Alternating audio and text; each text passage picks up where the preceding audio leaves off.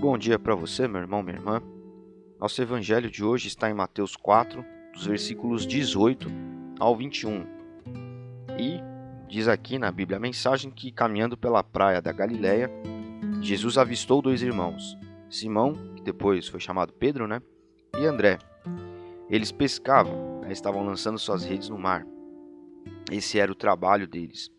E aí Jesus, vendo esses homens, fez um convite. Simplesmente assim: venham comigo. Vou fazer de vocês um novo tipo de pescadores. Vou mostrar como pescar pessoas em vez de peixes. E diz aqui, essa versão, que sem ao menos fazer uma pergunta, eles simplesmente largaram as redes e foram com Jesus. E outros dois, a uma pequena distância dali, ele viu mais duas pessoas, dois irmãos, que eram Tiago e João, os filhos de Zebedeu, sentados no barco com seu pai e estavam consertando redes. E a proposta para esses homens foi exatamente a mesma. E essa Bíblia aqui diz que eles nem hesitaram, deixaram o barco e o pai e o acompanharam. É assim que essa versão aqui coloca para nós. E isso nos faz parar para refletir no seguinte: um dia Jesus encontrou com você, encontrou comigo, e a proposta para qualquer pessoa que se converte é exatamente a mesma que foi feita aqui para Tiago, João, André e Pedro. A proposta de Jesus é sempre essa: olha, venha comigo. E você vindo comigo, vou fazer com que você seja um pescador de pessoas, uma pescadora de pessoas. E a nossa reação tem que ser como foi a desses homens aqui. Nós nem hesitamos, nós não paramos para pensar, nós simplesmente largamos aquilo que nos prende a uma vida sem Deus e, confiados na fé em Jesus, nós saímos para fazer as coisas, nós saímos para este mundo aqui. Então a nossa concepção como cristãos tem que ser uma concepção, primeiro, intencional, uma concepção de que tudo que nós estamos fazendo com alguma intenção por trás, digamos assim. Mas não é uma intenção ruim, é claro. É uma intenção de fazer com que as pessoas conheçam Jesus da maneira como nós conhecemos. Porque as pessoas conhecem Jesus de uma maneira errada. As pessoas conhecem Jesus como um homem bom, como um grande, um pensador, um filósofo, um revolucionário, ou então como alguém que vem para colocar freios na vida da pessoa. Alguém que vem para enclausurar a pessoa em um método de viver. Sem fazer isso, sem fazer aquilo, sem falar tal coisa. Não. Fazer com que as pessoas conheçam Jesus como nós conhecemos. A liberdade de servir a Deus. A liberdade de ter contato com um Deus que é vivo e que está conosco e que fala conosco. Então, sermos intencionais, Sermos intencionais é um ponto.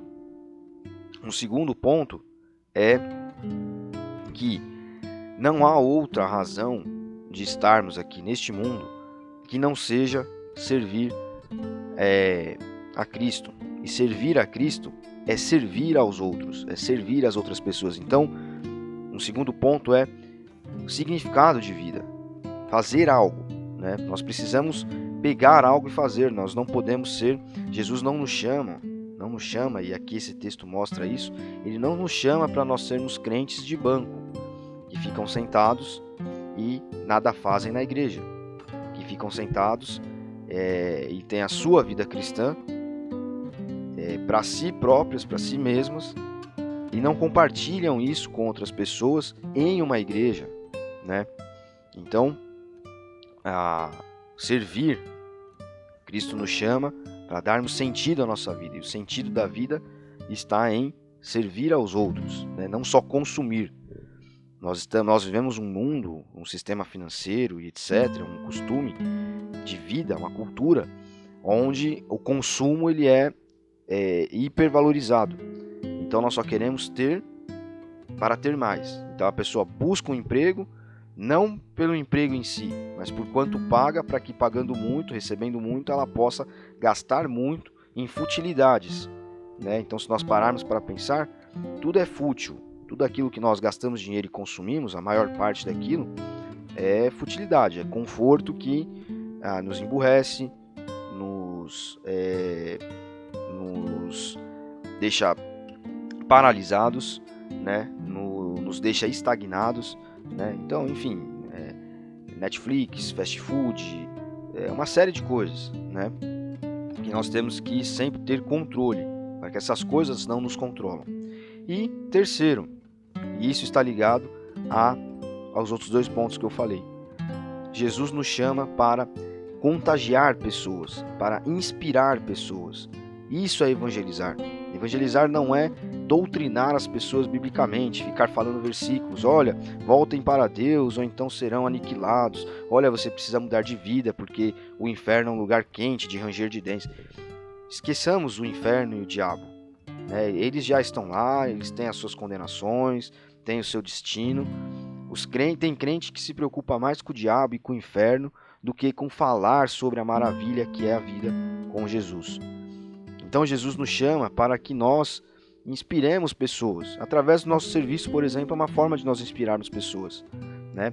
Grandes pessoas da cristandade, né? Santos da Idade Média, pessoas da nossa época, foram destaque justamente porque serviram, porque se preocuparam em fazer pelos outros, e a inspiração que veio através disso levou muitos à conversão, levou muitos a Jesus Cristo.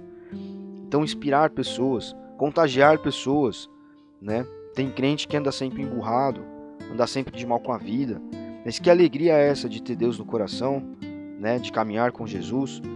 Então, a alegria, muitas vezes eu vejo pessoas que nem são cristãs e contagiam os outros, trazem um pouco de alegria para uma outra pessoa, porque são pessoas que você percebe que estão de bem com a vida, digamos assim, mesmo quando enfrentam dificuldades e problemas. Então, que nós hoje olhemos para esse texto aqui e apliquemos ao nosso coração esse método de Cristo, que nós possamos retornar ao momento em que nós fomos convidados por Jesus a sermos os seus discípulos, ou melhor, a sermos os seus amigos, ou mais ainda, a sermos os seus irmãos, porque ele diz para que nós chamemos o seu Pai de Pai. Então, Pai de Cristo, Deus, agora é nosso Pai também. Então, que nós possamos olhar para isso e viver uma vida intencional. Viver de maneira que nós possamos pedir ao Espírito Santo que tudo aquilo que nós fizermos, nós façamos para comunicar Cristo através de nós. E não se preocupe, o Espírito Santo vai colocar as palavras e a estratégia na sua boca, no seu coração. Vai mostrar as pessoas para você. Preocupe-se em pedir a Ele que você seja a cada dia uma pessoa intencional. Que a sua igreja seja uma igreja de pessoas intencionais. Que tudo seja feito de maneira intencional ali onde você está. A intenção, claro, alcançar pessoas, comunicar Jesus. Segundo, que nós possamos servir. Nós possamos ser pessoas úteis, que inspiram, que comunicam o Evangelho através daquilo que são, através daquilo que fazem. Não por uma metodologia de vida que segue listinhas de pecados. Eu não faço isso, não faço aquilo, sou um bom crente. Não, mas em essência. E terceiro, que nós possamos ser como essas pessoas aqui, como esses discípulos. Nós possamos seguir a Jesus e pescar pessoas. Se nós aplicarmos esses 2 primeiros pontos, nós automaticamente alcançaremos o segundo. Então ore muito a Deus para que você hoje possa alcançar essa vida cristã, para que nós possamos ser pessoas dignas de sermos comparados com Pedro, com André, com Tiago, com João. Nós possamos ser servos, que nós possamos ser verdadeiros discípulos, ou melhor, amigos, ou melhor, irmãos de Jesus. Deus abençoe você. Até amanhã.